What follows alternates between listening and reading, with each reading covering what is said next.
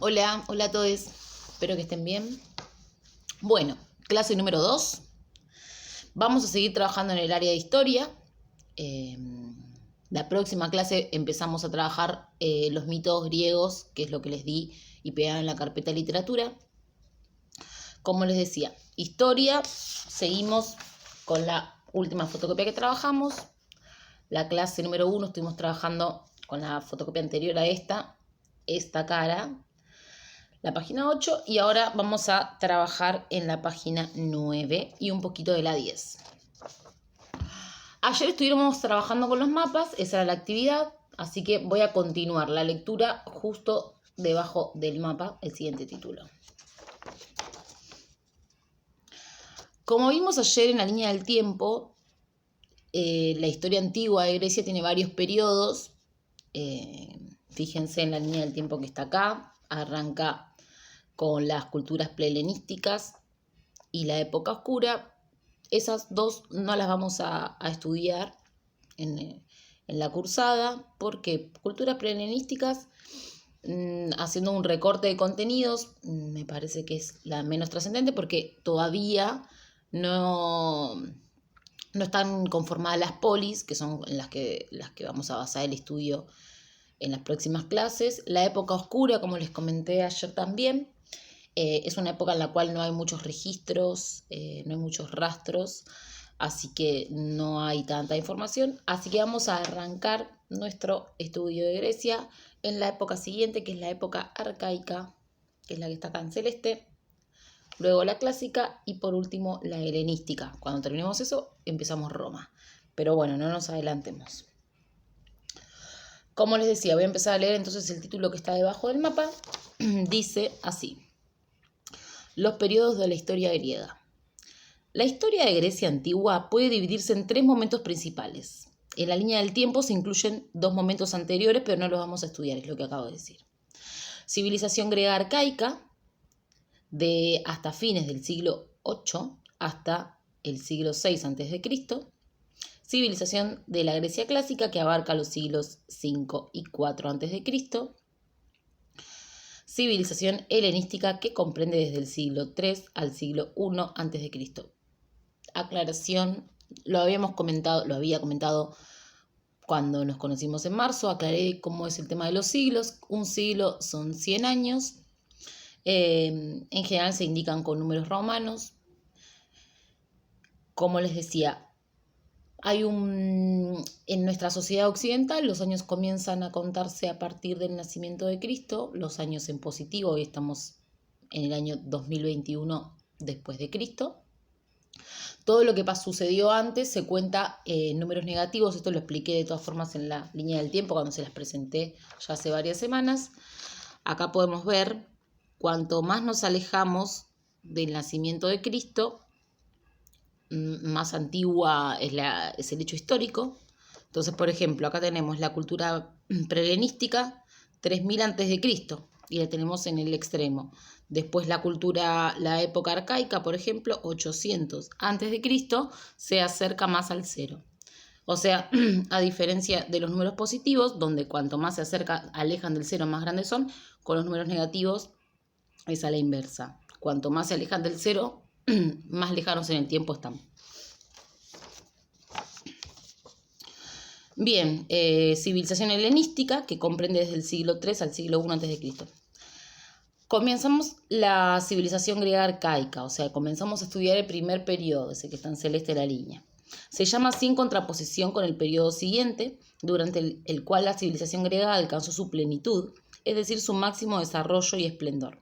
Comprende desde los principios del siglo VIII hasta fines del siglo VI a.C., perdón. Las polis griegas. A diferencia de otros pueblos de la antigüedad, los griegos no llegaron a formar un estado unificado. Los territorios que ocuparon estaban divididos en una gran cantidad de minúsculas polis, pobladas por unos pocos miles de ciudadanos y muy celosas de su independencia. Cada una de estas ciudades-estado tenía su gobierno, leyes propias. Los ciudadanos de cada una de ellas eran extranjeros en las demás, aunque en algunos momentos de su historia varias polis se asociaron formando confederaciones. Lo más común fueron las constantes guerras entre ellas. Cuando hablo de polis hablo como de pequeños estados, pequeñas ciudades. Como había dicho en la clase anterior, el territorio griego tiene muchas fallas geográficamente hablando, digamos, muchas montañas, muchas islas, entonces la comunicación de por sí tampoco era muy fácil, y esto favoreció a que cada una de estas regiones funcionen autónomamente. Si bien tenían una cultura común y una identidad común, se manejaban en forma autónoma, cada una tenía sus autoridades, sus leyes. Si un griego iba a otra polis, era considerado extranjero en esa polis, etc. Y aparte, perdón, lo que mencionaba recién en el texto es que eran constantes las rivalidades entre estas polis. Casi todas tuvieron una vida interior muy agitada por los conflictos sociales que enfrentaron pobres y ricos y originaron cambios en las leyes y en los sistemas de gobierno. Las guerras civiles entre las polis y las luchas sociales entre pobres y ricos dentro de cada una de ellas ocuparon gran parte de la energía de los antiguos griegos. Vamos a ver, tanto en este periodo como en el siguiente, que eran constantes las luchas entre las polis, entre las distintas polis. Y al interior de cada poli también había, por supuesto, conflicto social, más que nada entre las clases sociales, entre ricos y pobres. Así que fueron unos siglos muy agitados. Una sociedad rural, siguiente título.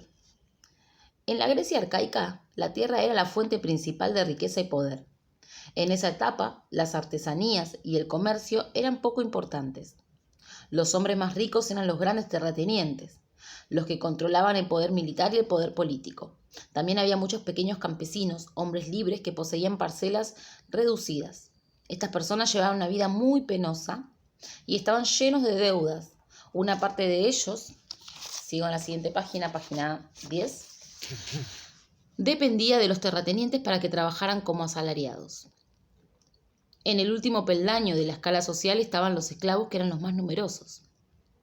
En esta etapa los griegos desarrollaron una idea de vida que conservaron a lo largo de la historia. El hombre libre que no tenía urgencias económicas y que usaba su libertad para lograr el pleno desarrollo de sus capacidades. Este ideal solo lo pudieron alcanzar los ricos. La propiedad de la tierra se transmitía por herencia, o sea, de padres a hijos. Y las familias más ricas formaron una aristocracia que se consideraba con derecho al mando. De esta manera, la riqueza territorial y el poder militar y el origen de las familias influyentes influyen en la clasificación de los ciudadanos y determinan el grado de participación que tenían en el gobierno de la polis. A ver, por un lado, nos está diciendo el texto que la economía griega en ese momento era más que nada rural. ¿Qué quiere decir esto? Que dependía de la agricultura y la ganadería, con sus limitaciones por lo que habíamos dicho antes del territorio griego. ¿Qué quiere decir esto? De que el valor lo tenía la tierra, por así decirlo, que las clases sociales que tengan el acceso a la tierra eran las que iban a ser las más poderosas. Como decía, en esta época todavía no se le daba mucha importancia a las artesanías y al comercio, así que los que tenían el poder eran los terratenientes, los dueños de la tierra, y por supuesto que eran los dueños de grandes extensiones de tierra, por lo cual tenían personas trabajando para ellos, esclavos o campesinos a cambio de un salario. También había pequeños campesinos, pero tenían pequeñas porciones de tierra y, como les decía antes, el suelo no era tan fértil en Grecia, es muy rocoso, montañoso. La verdad es que tenían una vida bastante mala.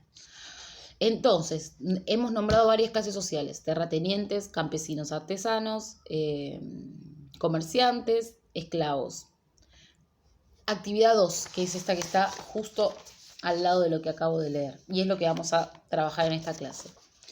Volví a leer el texto sobre la sociedad rural, que es esto que acabo de leer,